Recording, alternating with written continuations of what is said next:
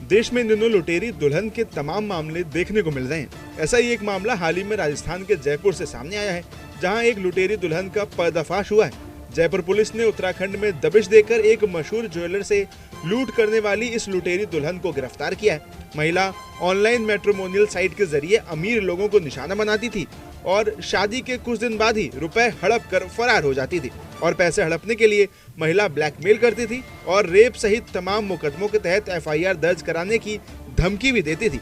मामले के सामने आने के बाद पता चला है कि महिला 3 शादियां कर चुकी हैं। इससे पहले आगरा के व्यापारी और गुरुग्राम के सॉफ्टवेयर इंजीनियर को महिला शिकार बना चुकी है। वहीं महिला के द्वारा हाल ही में की गई लूट के बारे में अगर आपको बताएं तो जयपुर के झोटवाड़ा में एक नामी ज्वेलर से शादी करके 6.5 लाख रुपए की नकदी और 30 लाख के सोने चांदी और डायमंड के आभूषण सहित अन्य कीमती सामान समेटकर युवती फरार हो गई थी।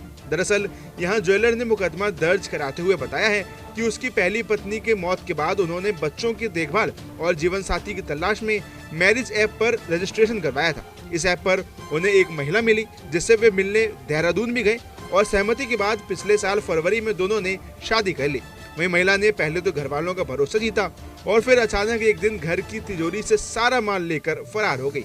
और इसके बाद पुलिस ने हाल ही में महिला को गिरफ्तार कर लिया है और पुलिस की जांच में पता चला है कि महिला अब देहरादून से LLB कर रही है और अभी फर्स्ट ईयर में है। साथ ही ये महिला मैरिज ऐप पर अमीर और तलाकशुदा पुरुषों को अपना निशाना बनाती थी। वो उनसे बात करके उनके बिजनेस और फाइनेंशियल बैकग्राउंड के बारे में जानकारी प्राप्त करती थी और फिर उन्हें शादी के लिए झांसा देती थी।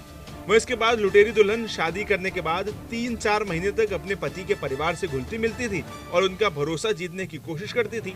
जैसे ही वो उनका भरोसा जीत लेती थी, वैसे ही मौका पाकर घर में रखे लाखों रुपए और जेवरात चुराकर भाग जाती थी।